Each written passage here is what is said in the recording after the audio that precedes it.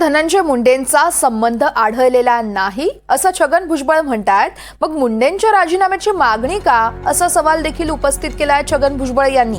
चौकशीत सापडले तर मुख्यमंत्री कारवाई करतील, कुणावर अन्याय होता कामा नये असं देखील भुजबळांनी म्हटलंय।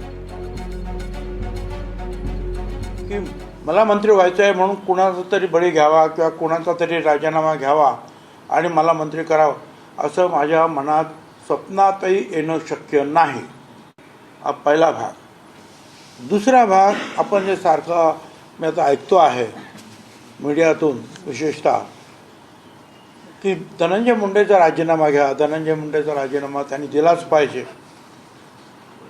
मला याच्यावर सांगायचं आहे की फडणवीसांनी स्पष्ट सांगितलेलं आहे की मी पूर्ण चौकशी करणार आणि चौकशी केल्यानंतर त्याच्यामध्ये जर कोणी काही दोषी जर सापडले आणि जे जे कोणी दोषी सापडतील लहान मोठे, ते आका काय काका काय कोण जे काय असतील ते, त्या सगळ्यांवर कारवाई करू।